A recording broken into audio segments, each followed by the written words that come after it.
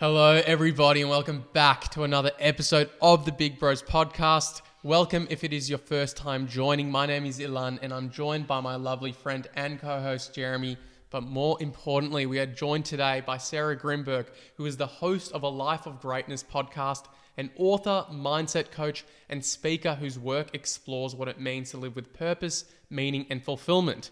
After working behind the scenes in Australian media, including as executive producer of the Hamish Andy podcast, Sarah's experience with burnout became a turning point in her journey toward mindset, spirituality, and personal transformation. Sarah Grynberg, thank you for joining the Big Bros podcast. What a wonderful introduction. Thank you for having me. Our absolute pleasure. We wanted to ask you, being the executive producer of the Hamish and Andy podcast, it's no small feat. I'm very curious to know, what did you learn about yourself during that period?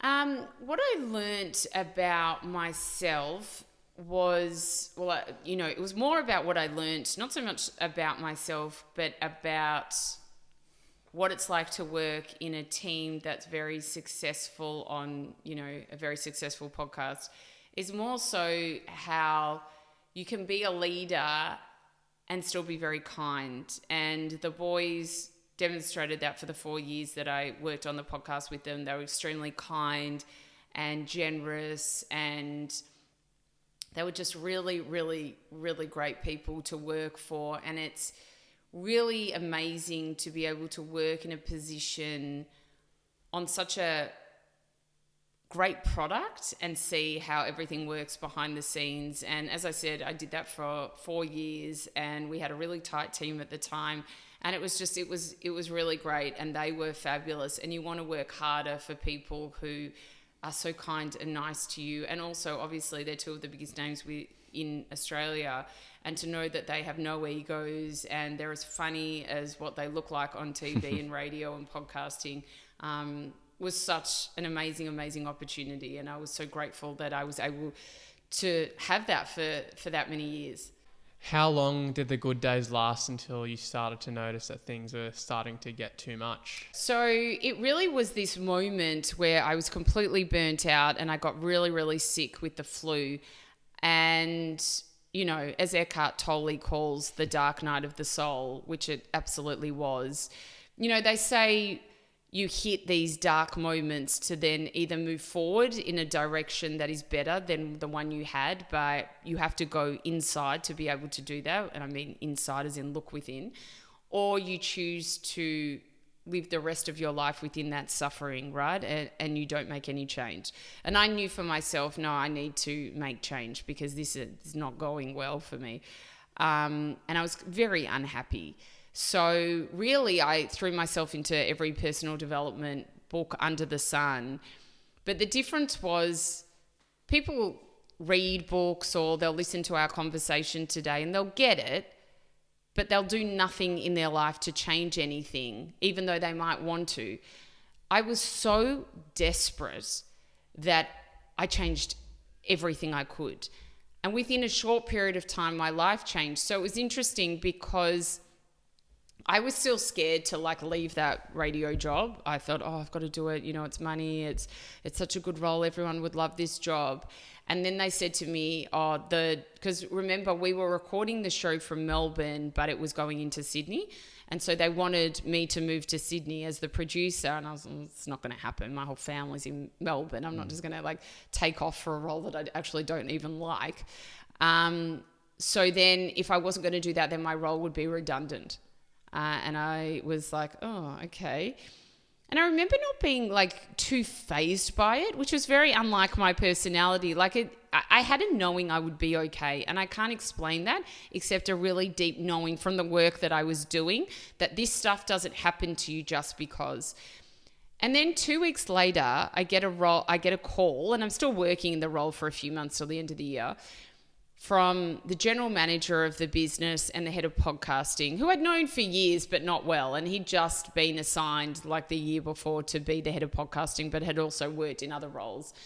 And they said, look, we know that your job is finishing up. We don't want you to leave. We think that you're great at what you do. We've started this podcast. It's called Podcast One. On the lowdown, Hamish and Andy are about to finish up their radio stint that they've had for many years, and they're going to start a podcast, and we'd love you to be their executive producer. And I thought to myself, I cannot believe this.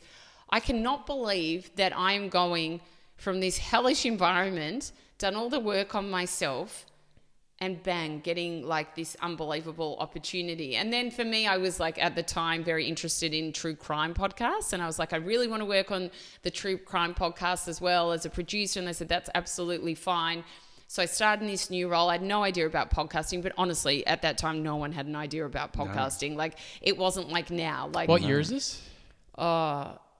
This would have been 8 years ago, 9 years ago, something like that. Like 17, 18 It was period. when the only podcast you would have known was Serial. Like, do you remember that? That was like a long time ago. Do you remember? I remember listening to Chris Williamson's back then, Modern Wisdom, but that was the only one. Yeah. Tim Ferriss had his podcast, That's right. probably potentially Lewis Howes, but there was really no one else that had like a podcast that you would know of. And No. I had listened to Serial, which was like a crime kind of drama, big in the States. Anyway, there was a little bit of me as well that was like, podcasting. Anyway, so I had nothing to lose. I moved, but I really wanted to work with the boys because they're amazing. And I moved into the podcasting team. And honestly, within about 2 or 3 months, I thought, why wouldn't I do a podcast? I've learned so much and my life is evolving in the way that I want it to. And it's because of all this inner work that I've done. I need to teach others. I need to give back. And I remember saying at the time to my boss, like, can I start this podcast, A Life of Greatness? Well, I didn't have a name. And he was like, sure, just give it a go. Let's see how we go. And honestly, the rest is history. I worked still as a producer for many years whilst doing my podcasting on the side. I actually still can't believe I did all this work. So I had the podcast. And I started the Friday series too, where I talk about a subject matter. So I was doing 2 episodes a week. Granted, I had an audio producer, but I was doing everything else myself. Like even the audio producer, I can't believe I did this. I would listen to the raw audio and I would literally sit at my computer and give time codes for every edit. Yeah, we can. And we then can send it to him. bit. That takes hours, right? And I remember it was only like years later where they're like, actually it's easier for us if we just listen to it and do the edits ourselves. And I was like, oh yeah, that's fine with me. But even till this day, I will not do an episode of my podcast 7 years in and not listen to an episode. I will, as soon as that edit comes, I always listen to it. I will not let it go out without me listening to it another time. And I'll have a couple of edits sometimes I won't.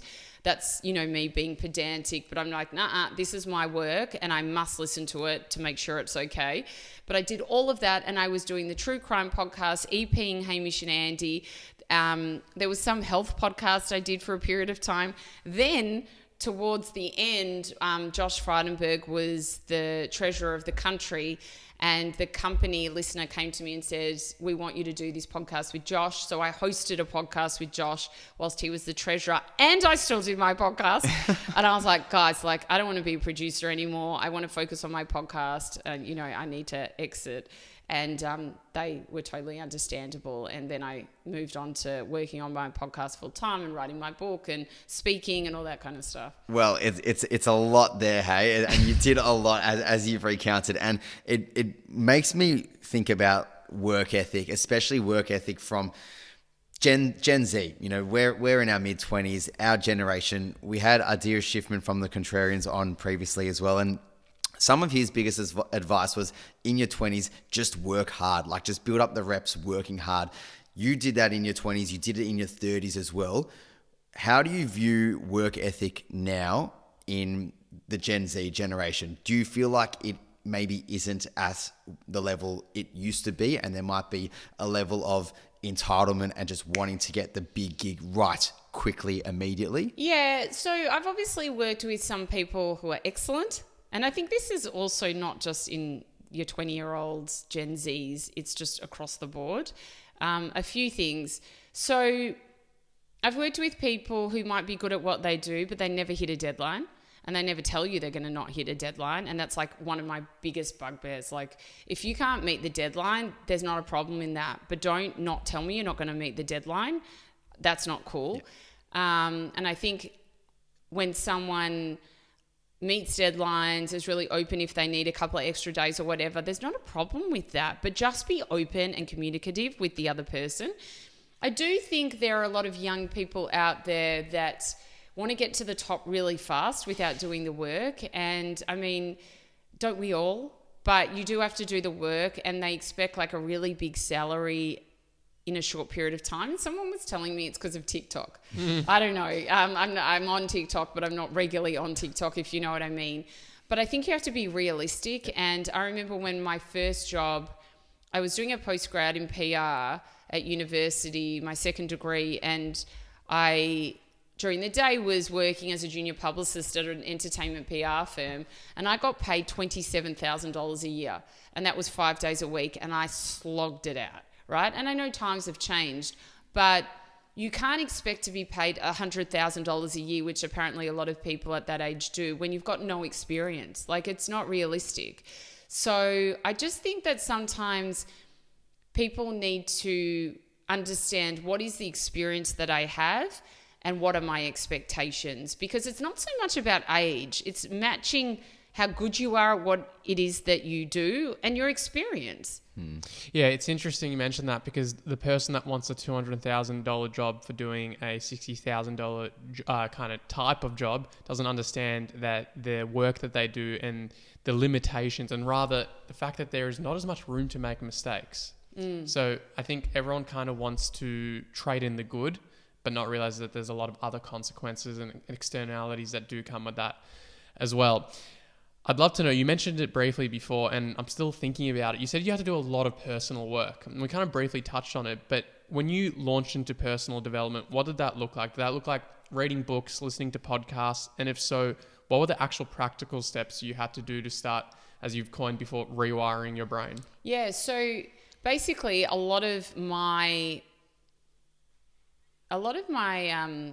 problems, I suppose, came from overthinking and worrying, which most of us do. And so it was really understanding the practices to notice negative thoughts when they come and then change them to positive thinking thoughts. And, you know, this is one that I've talked about quite a bit, but when a negative thought comes up, know already what the positive feeling thought is. So say, for example, you know, it's whatever lights you up in your life, right?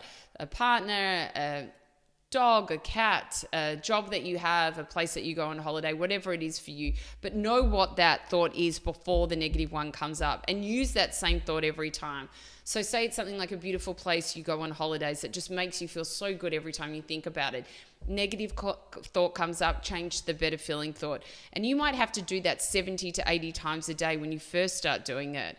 But what we know now through neuroscience is scientists ages ago thought that the brain was set at age 30, but now we understand that the brain is able to rewire itself up until the day we die. We just need to know how to use it properly. So when we're moving to the positive thought rather than the negative one, we're rewiring our brain to move to the positive rather than the negative, and it'll start doing that over time, right? But if you stop doing it and you tend to move more towards the negative, which people do, that's how we're wired, then it will move back to thinking about negative thoughts rather than positive. You know, I remember someone said to me many, many years ago, you know, you have to watch your thoughts until the day you die. And it's true. If I was to stop watching my thoughts, they're going to shift again into the negative suffering mode. So that's just a simple way to move your thoughts from negative to positive. And then you'll see that things change because you're not talking about negative things so much. And rather than being in that suffering mentality where something happens to you and then you've gone and told your friend, then you go tell your mum, then you go tell your dad, then you go tell your brother, and then you tell your other friend, then you tell your colleague at work, and it's living in that suffering mentality. There's nothing wrong with telling someone about something negative that's happened to you and maybe talking about it in a way that you're seeking advice or you just want to get it off your chest, but you leave it there, right? The more that you're spiraling the negative conversation and what negative thing happened to you, the more that you start to live in that kind of suffering mentality. You know the saying suffering, oh God, now I've forgotten it. It's like suffering, do you know the one I'm talking about? I can't say I do. It's like No, misery loves company. Yeah. That's the one I was Gotcha. thinking about. Misery loves company. And it's true. The people that complain a lot and they non-stop complain, they love the other friend that complains a lot. They catch up. What complaints can we talk about that's happened in my life? I'll tell you the complaints and negative stuff that's happened in my life, and then we'll walk away. Who's feeling good after that? No one does. And something that you've mentioned there as well that I started to think about is you don't necessarily have to engage with every single thought as well. No. Because you can actually assess the evidence of each thought that comes about. And Just because you think it doesn't make it true. We have the craziest thoughts sometimes. Of course, they're not all true. It's just a thought. And I think there's a beautiful saying in Buddhism that says, your thoughts are like clouds. You watch them and just let them pass by, but don't put an attachment onto them. 100%. For you, what were your negative thoughts? I was just worrying. I just worry about everything. So it would be, an email from my boss at 10 o'clock at night and wanting to meet me the next day, and then next minute for the whole night thinking I was going to get fired, driving to work, playing a conversation that never happened, but thinking, okay, this is how it's going to go, not knowing what you're creating in your mind, and then getting to work and it's perfectly fine. It's a new project he wants me to work on. But I've spent the whole night in this worrying, suffering mentality because I'm just thinking worst case scenario every single time. And it's, my parents, they just love and care, and I think a lot of parents are like this, and they'd worry a lot. So I grew up in the environment where they were like worrying, but only because they love and care. Worry if I drive at night, worry if it's cold and I'm not wearing a jacket, worrying, it's just simple little things, right? But it also just made me grow up around people that were constantly worrying. And it was funny, my grandma, she's 95, bless her, she loves to worry. When I was going to the States, I was, went over and visited her, and I said, I'm going to America. And she's like, I wish you were home already. I said, why? She goes, I'm just going to worry the whole time that you're there.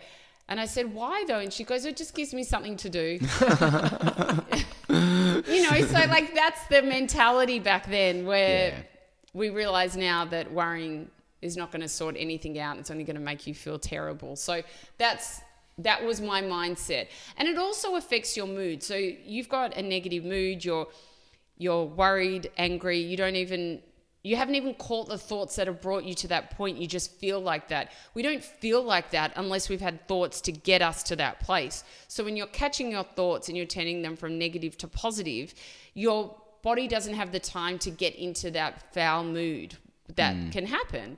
So, there's so many pros on all different levels. So when it does come to worry then, do you now relay it differently in your life with your kids? You mentioned that you've got kids. So being a mother now yourself, how much of that worry has now dissipated to, when it comes to bringing your kids up and you worrying about their whereabouts as well? Is that completely alleviated, or is that always going to be innate within you?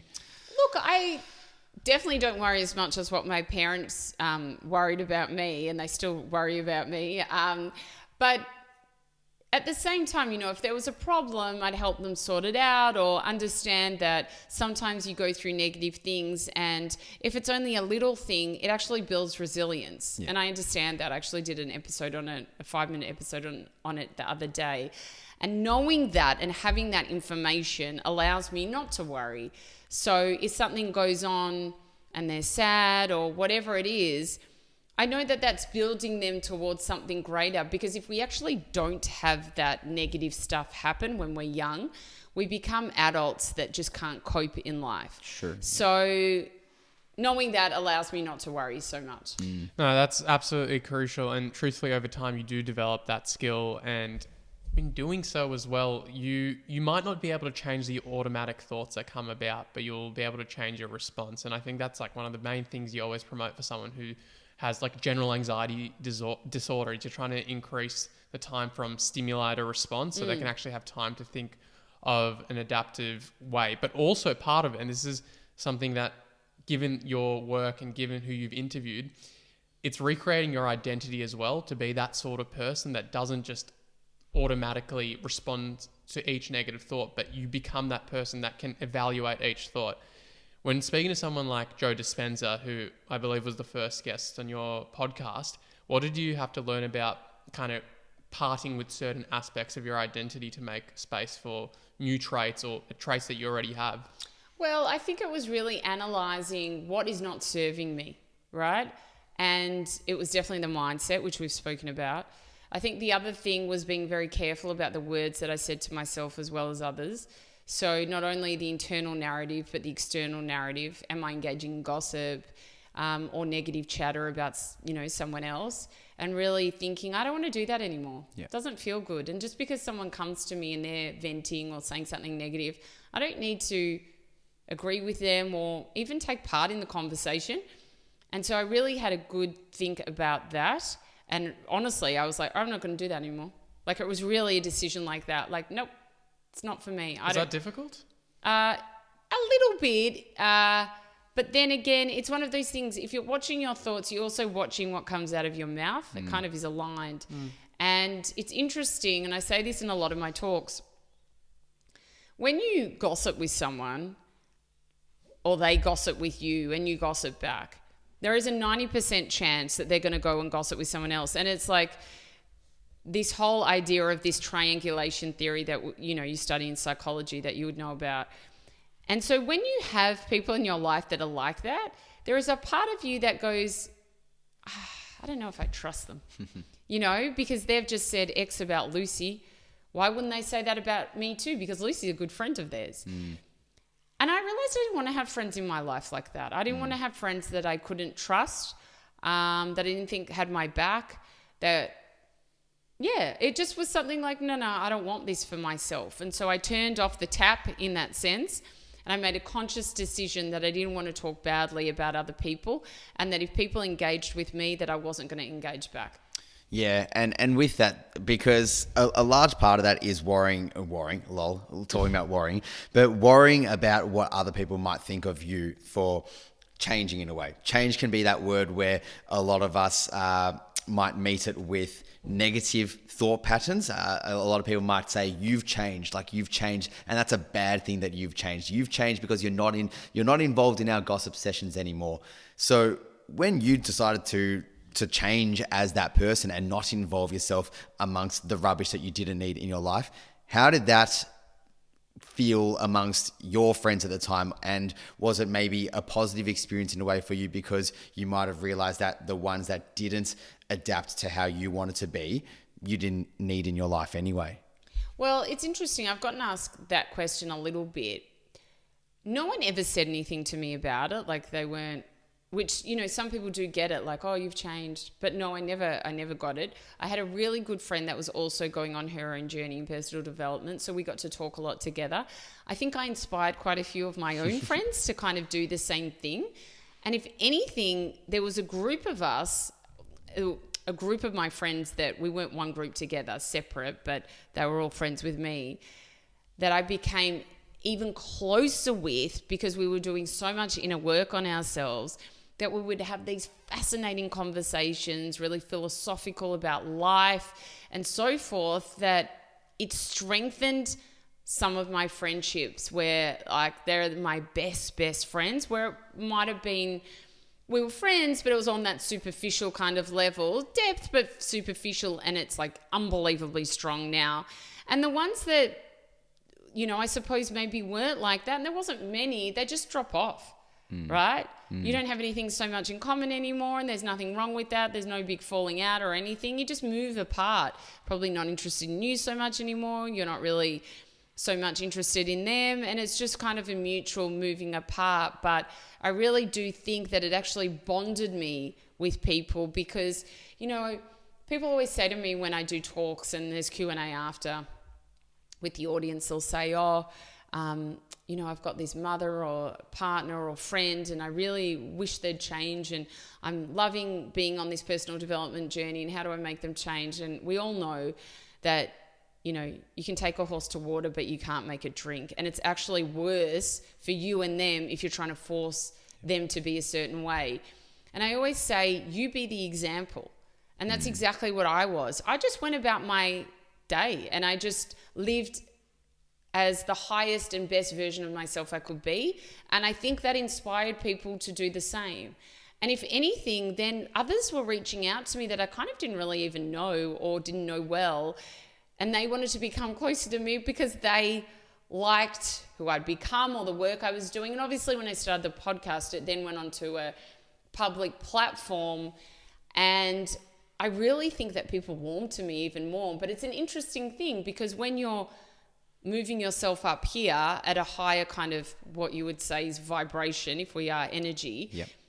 then you attract like-minded. Yep. Like attracts like. Yep. So when you're in that suffering mentality, as we spoke about earlier, yeah, the bad things happen, and yeah, you're suffering, and yeah, why do I have so many awful people in my life? Well, because I'm not so great either, right? And then yes, there's always an outlier, and you're a great person and something bad happens. That is life. You know, life as a person that's done a lot of internal work is not straight. There are rocky roads, and you would be naive not to think that.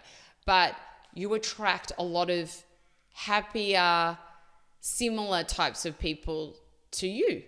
You do. What does the current version of you look like relative to the version that would worry a lot? I think it's just a lot more peaceful. You know, really, it's a lot more peace than I ever had. And you talked before about reaction, the time, you know, that you take to react to something. And for me, meditation has been the key thing in that. And when people say, if there's one thing that you could tell people out of everything that you do, what is the number one thing that they should do? And I always go back to meditation, because that was life-changing for me. I mean, my mind, because I worried so much, was going at 100 miles an hour. And I remember starting meditation when I was in breakfast radio and actually thinking, am I mad? Like, my mind, well, there's one thought, then the next. I couldn't catch the thoughts. Like, I was like, what was that? Oh my God, I've got another one, another one. And I didn't like it. It was uncomfortable to be in meditation. I'd never been in it before. And then over time, I felt meditations that really I enjoyed doing. And some had music, and they were meditations that were guided. And I thought, I like this. And I tried again. And then I really got into it. And then I studied the art of visualization and picturing what it is that you want to create in your life. And I really enjoyed doing that as well. And so meditation became this really great place to not only be still, but also then imagine in my mind what it is I wanted to create in my life. You've obviously spoken to many top people in the world on your podcast, one of them being Dr. Andrew Huberman, one of the leading world neuroscientists, and obviously sleep, meditation, all these experiences that we can have to better ourselves were at the forefront of your conversation with him. But if you had to strip it down to one thing, one key thing that you learnt from your conversation with Andrew, what would that learning be? I think it's the thing that he's most known for, but obviously when I was studying his work, I knew about it, but I hadn't heard about it before I was really following him, is the idea of getting sunlight in the morning, and why we should, you know, make sure that we're not wearing sunglasses and all that kind of stuff I'm talking about earlier in the morning, and try and walk with the sun in our eyes, but not in their eyes so you can't see. But having that morning light, I hadn't heard about it before, and I thought it's such a great thing to do. And so many people that listened to the podcast, even the person that was editing it, was like, wow, I've been trying that morning sunlight thing. So I think that was probably one of the key things I learned from him. Something I wanted to ask you, because you're very much in the personal development space, something I've always kind of struggled with when it comes to with the PD space specifically, is that there's this journey of endless optimization. And in doing so, I feel like you kind of turn your body and your mind into some sort of robot. And I'm curious to know, in your case, if that's ever felt like, if that's been a kind of similar sensation or feeling. And if so, like, how do you put the human back into that? That's a great question. Something I've actually been thinking about a lot recently. I spoke about it on the podcast yesterday. It's that restriction, being too restrictive. And look, I take everything with a grain of salt. So I'm like in this field, but also with one eye open, where I don't believe everything I hear. And I think some people have, you know, the best of intentions, but do I agree with what they're saying? Not really. I'm not going to follow things blindly either. I make up my own decisions, do my own research, and that's the way that I live my life. But I had thought to myself this year, something that I really wanted to do more of was not be so restrictive. And I'm not restrictive in the sense that I'm like Brian Johnson. So not like him. He's obviously on one end of the spectrum. But I still thought, fun is a big part of personal development, having a good time. And I love having a good time, and I had a great time when I was young, and I still have a good time now. And I think it was like, I don't want to go out on this, during the week because I get too tired and then I can't fall asleep because I'm wired, and I wake up early, not too early, but, I want to wake up, do my meditation and, do the day's work. But then I also thought, if there's something that you enjoy doing and it's fun, don't not go. And I'm really leaning into that this year, where I'm not going to burn the candle on both ends. That's really not me. But at the same time, if I want to go to something and it means that I'm going to be tired the next day, so be it. Like, we had a function on recently. It was a birthday party for somewhere I go. And like a place that I go was their first birthday. And I said to my friend, are you going to go? And we decided we'd go. And I had the best time, right? But I could so easily have gone like, no, it's on a weeknight and I don't want to. I've got to do stuff the next day. And I had a great time, and that was actually the catalyst to me thinking, I got to do this more often, right? So you don't want to go the extreme and go out every night and drink yourself silly and go, I'm having fun. Like, I think that's stupid and reckless. But at the same time, if an opportunity comes up, not to live in that restriction, because a big part of personal development is having fun. That is a huge part of it, living in the moment, having fun. So that is definitely something I'm thinking a lot about this year. It's a great topic to be had, because it's something that we speak about a lot as well on the podcast. Just you don't want to restrict yourself, like what you've been talking about. You want to let yourself go. You want to be able to say yes to go and have that drink with your friends. If you are in a dieting phase, let's say you want to diet down and you want to cut a bit of fat, you want to have some fat loss or whatever, you can still enjoy that meal. You don't need to be so restrictive all the time.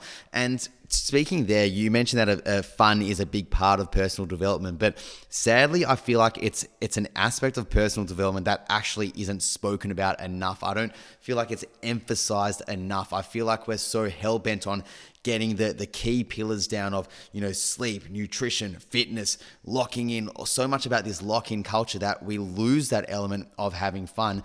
And I think it's great to hear, from someone like yourself, a big voice in the personal development space, that fun needs to be something that we're actually celebrating a little bit more, because otherwise we turn into a shell of ourselves and you almost lose that element of what actually does it mean to self-improve. Is it meaning like I'm not happy with myself currently and I'm losing that element of myself that is fun? And I think that's the danger of self-improvement. Have you noticed that with some of the people that you've spoken to? I think what you're talking to a lot is the rise in longevity and people who are in that space, because that's where a lot of the rigidity comes from. Like, I need to have these 5 supplements every morning and then these 8 at night time, and I need to go to the gym and do X, Y, and Z every single day, and then I have to eat high protein and make sure I don't eat any sugar and and it's very rigid, right? That's like the longevity space, which we've really has opened up this year, and I'm very much in that, and I love that space. However, the personal development space would tell you always talk to having fun and being lighthearted and playful. So I think that is the division between the two of them. It's not so much the personal development space, it's the longevity space where we're finding people becoming quite rigid. Like an optimization space. Yes. Yeah. That kind of biohacking, that space. At the same time, before we started talking and recording, and we were off air, you asked me about David Sinclair, who is an absolute legend, Australian guy, scientist, moved to the States in the late 90s, if I remember clearly, and he is basically studying as hard as he can and researching on how to reverse aging and doing an amazing, amazing job. And he's a team of people at Harvard doing it as well as himself, and they're doing amazing breakthroughs in the work that they do. And when I spoke to him, he said to me that the number one way to live longer is not by what you eat or how much exercise you do or what supplements you take. They are all fabulous things, and they definitely add. It's to be loved and to love, right? And I was recently at longevity biohacking summit just last year and interviewing a lot of people on stage for that. And I had the best time.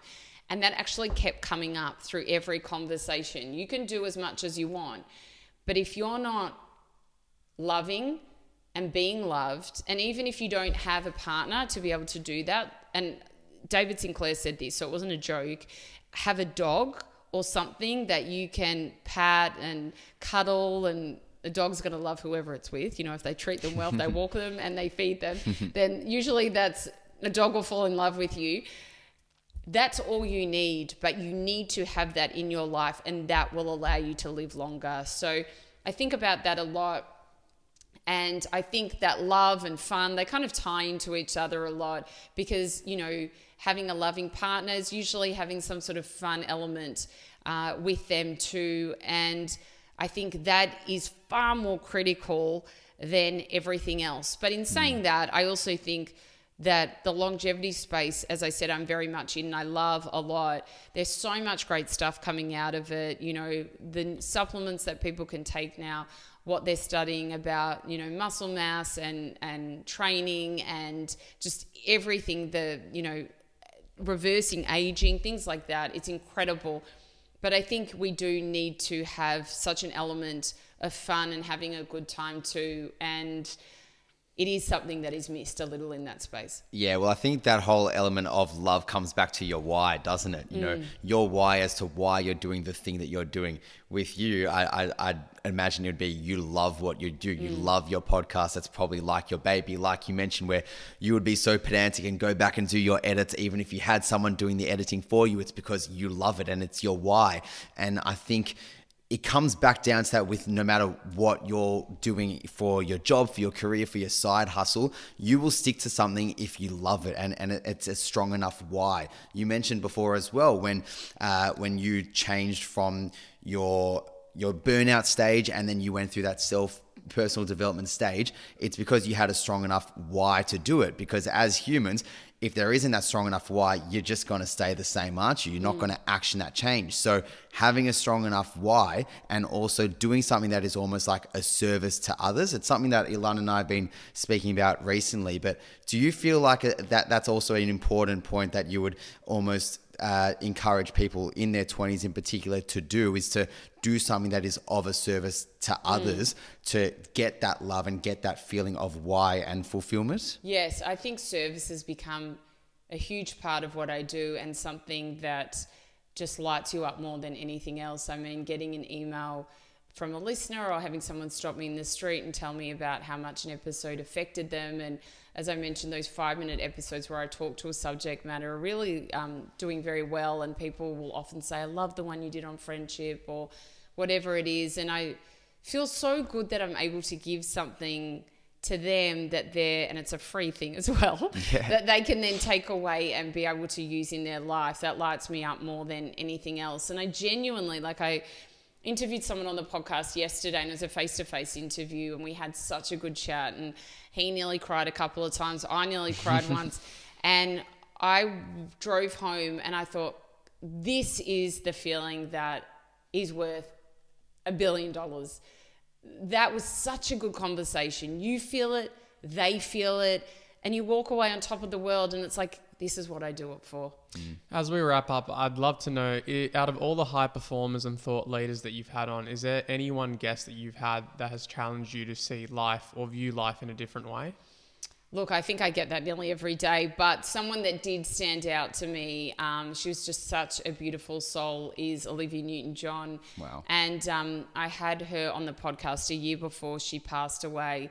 And just the way that, we talked about being positive, she was just such a positive person. And, even when she talked about, having cancer, she said, I'm not battling anything.